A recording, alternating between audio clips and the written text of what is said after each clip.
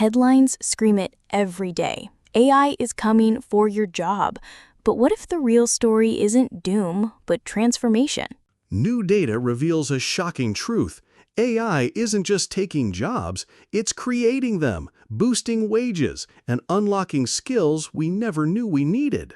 Inspirational. So, will you resist the change or rise? What if everything we thought we knew about the future of work with AI was, well, not quite right? The buzz often paints this picture of massive job loss. You know, machines taking over. But what if the reality is far more nuanced? More about, profound transformation than just total displacement? It's a compelling question, isn't it? Really gets to the heart of so much anxiety we see playing out. Headlines, daily conversations. It's everywhere. Absolutely. And that's exactly our mission today.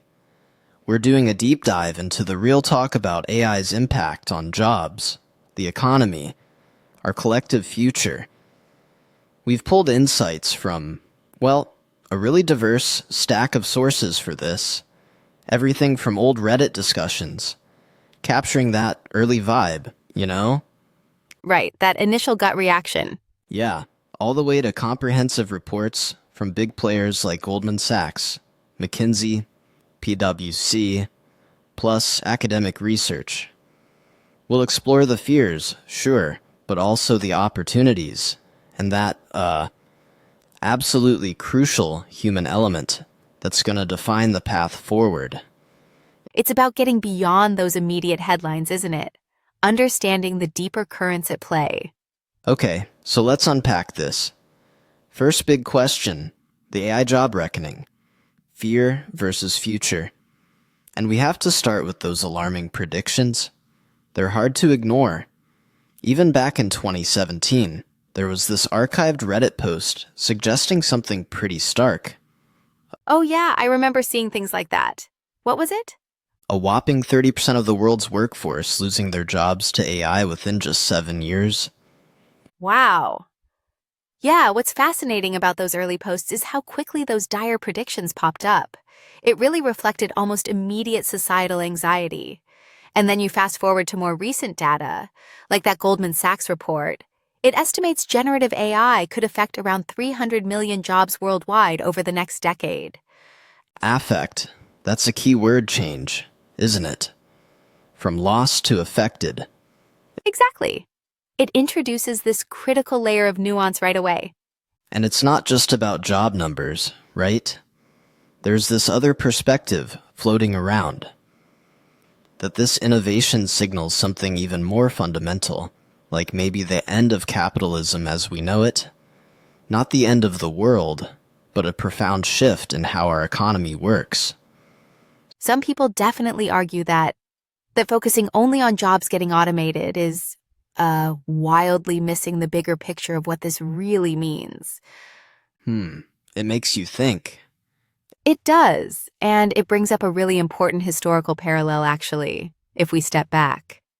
Look at past industrial transformations like the shift from horse and buggy to cars. Right, the classic example. Yeah, horse drivers' jobs, they definitely disappeared. But the auto industry didn't just replace those jobs one for one. It exploded. It created entirely new categories, vast numbers of jobs. Think Henry Ford's assembly line. Democratized car ownership. Huge new demand. Exactly. Employment that you just couldn't have imagined a decade or two before. That's a powerful point. It wasn't just replacement, it was transformation. And that leads us right into the counter-narrative. AI being more about augmentation, new opportunities, not just, wiping out jobs. PwC's Fearless Future 2025 report has some compelling data here. It really does, because contrary to those widespread fears, job numbers are actually growing in pretty much every AI-exposed occupation globally. Growing? Yeah. Really? Even the ones directly hit by AI? Yep, with only 2 global exceptions, keyboard clerks and ICT professionals. Every AI-exposed job category has seen growth. Now, it's true. The growth is slower than in jobs less exposed to AI. about 38% versus 65% growth in the last 5 years. But it's still growth. Okay, so the narrative isn't less work, it's different work. Exactly. It's a fundamental recalibration of what creates value in this AI-driven economy. It really challenges that simple idea of widespread job displacement. And what's really compelling here is this wage premium idea. Workers with AI skills are getting paid more. Significantly more, on average, 56% higher wages. And maybe even more surprising, wages are growing twice as fast in industries most exposed to AI compared to those least exposed. Wow, that's a clear signal, isn't it, about where the value is shifting? It absolutely is. It shows the escalating demand for these evolving skills. This isn't just a bonus. It's saying the future rewards adapting, integrating AI. It changes what highly skilled even means. And the International Labor Organization, the ILO, they found something similar. Most jobs will be augmented by AI, not fully automated. Augmented, sure. Now, clerical support workers, they do face the highest risk. The ILO found like 24% high exposure, 58% medium exposure for them. But other groups are far less exposed. Only 1 to 4% considered highly exposed. So for most people, it's more about AI helping us do our jobs better, not necessarily doing the whole job for us. That seems to be the trend. McKinsey's insights align with this too. They suggest by 2030, activities making up maybe 30% of hours worked could be automated. Gen AI speeds that up. But here's the key bit. Generative AI is more likely to enhance how professionals work, in STEM, creative fields, business, legal sectors, rather than just eliminate tons of jobs outright. Right? Taking over specific tasks, it's not necessarily entire roles. Precisely. And this creates a fascinating possibility. As AI frees up human labor from the more routine, maybe tedious tasks, entirely new job categories could emerge, things tied to bigger societal problems. Like what? Well, think about roles in green building, maybe water conservation, waste management, even community building, things that tackle those big, hairy problems that benefit everyone. But maybe we didn't have the human bandwidth for before AI. That's an optimistic view. These conversations about individual jobs and new opportunities, they often lead to bigger questions, don't they? About society, the economy. Absolutely, especially when you start talking about things like universal basic income, UBI. Yeah, it comes up a lot. The idea that companies needing fewer people because of AI could pay more taxes, and that funds a basic income for everyone. It's a neat idea on paper, but the viability? That's a huge question. The skepticism is significant. Many argue it just doesn't mesh with current corporate incentives, political power structures. Some even call it just a shell game for the wealthy, a way to keep the current endless money pyramid going without real structural change. And there's a real warning tied to that, isn't there? If we don't have proactive measures, like UBI or some other kind of redistribution, the transition could get messy. Needless chaos is how some describe it, especially if unemployment really spikes. It's a stark reminder this isn't just economic theory. It has very real social consequences. And this leads us to think about governments, capitalism itself in this AI era. Some argue the fear we're seeing is caused by the current state of capitalism, that focus on the endless money pyramid. This view suggests we need a fundamental paradigm shift. So what does that mean for policy? Well, the prediction is that progressive, socially minded governments, ones that recognize this shift, maybe embrace things like UBI, strong safety nets funded by AI productivity, they're likely to do best. Conversely, countries with weak safety nets, maybe more towards unregulated capitalism, they might really struggle. So societal resilience becomes a key factor. Yeah. Makes sense. And we're already seeing tangible financial impact, right? You mentioned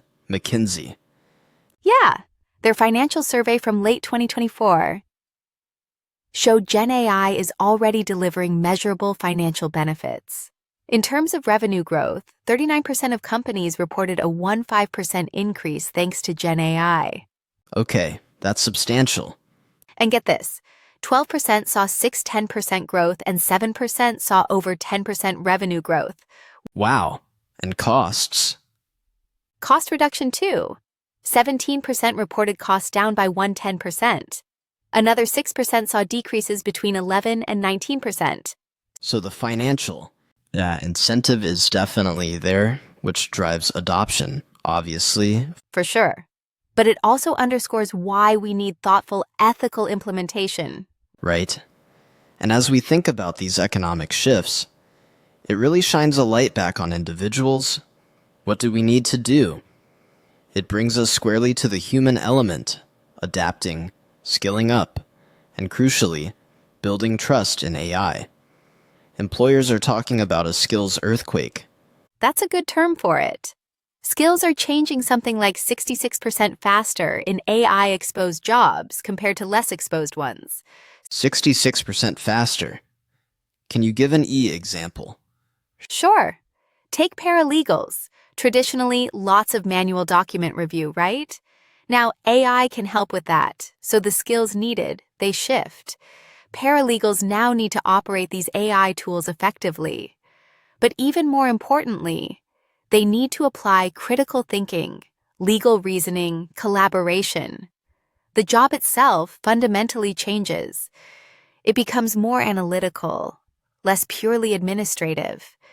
And are people willing to learn these new skills? It seems so. One study showed 83% of workers agree upskilling is essential, and 45% of employers agree too. There's a clear desire to keep pace. That's encouraging. And look at this example from Denmark. A reskilling program for injured workers. It transitioned them from physical jobs to more cognitive ones. The results? An impressive 80% found new jobs within 7 years, and they were earning 25% more on average. Wow. So these transitions, even when forced by injury in that case, can lead to really positive outcomes. With the right support, obviously. Exactly. It really demonstrates the potential, and it raises this big question. Should AI education start way earlier, like kindergarten, across all subjects? Some educators are pushing hard for that. Thinking long term. But we also need to acknowledge a problem right now, this gender gap. Men are apparently over 50% more likely than women to think AI will open up career opportunities for them. Yeah, and women's actual AI adoption levels in the US are significantly lagging behind men's. That's a really important disparity we need to address. We need equitable opportunities here. Absolutely. Targeted initiatives seem crucial. And beyond skills, there's this big issue of apprehension, right? Building trust. You said 41% of employees are apprehensive, and nearly half of CEOs say staff are resistant, even hostile. That's right. Trust and safety are consistently top concerns for leaders, and for good reason. Think about the black box problem. Right, where the AI gives you an answer, but you have no idea how it got there. Exactly. That lack of transparency, it really hinders trust, especially for critical stuff. Imagine getting denied for a credit card. You'd want to know why, wouldn't you? Not just, computer says no. For sure. So building trust in AI means tackling multiple things: safety, security, privacy, transparency, fairness, accuracy, robust performance. It's a whole package. And for fairness and bias, it's crucial to actually collect data on things like sex, gender, age, ethnicity, disability, so you can identify and try to mitigate biases in the systems. And transparency isn't just about the final decision, is it? It's about the whole process. Right. The systems need to be documented, traceable. You need to be able to explain how they influence decisions, what data train them. And critically, they just need to be user-friendly. If people don't accept them, don't want to use them, well, they won't get integrated successfully. Doesn't matter how clever the tech is. User experience is key. Which brings us to human agency. People pushing back, setting boundaries, like the Hollywood strikes in 2023, WGA, and SAG-AFTRA. That was huge. It really was among the first major calls by labor unions to really regulate AI use proactively. And they got significant wins, didn't they? AI can't write or rewrite scripts, can't be source material. Companies can't force writers to use AI. They have to disclose if stuff was AI generated. Yeah. As one article put it, the humans won. Who'd have thought Hollywood would be on the front lines of labor's AI battle? It's fascinating. And what's the signal there for employers more broadly? Well, it powerfully demonstrates that when workers have agency, when they organize, they can force better conditions, even with huge tech shifts happening. It should definitely encourage employers to think more carefully about their workers when they automate. And it ties right into that idea of human-centric AI. Remember that Stanford study?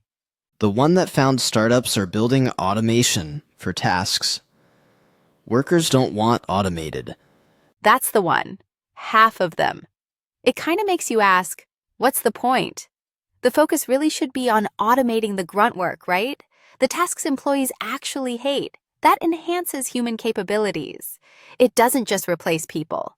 Like Google CEO Sundar Pichai says, it's about augmenting, not replacing.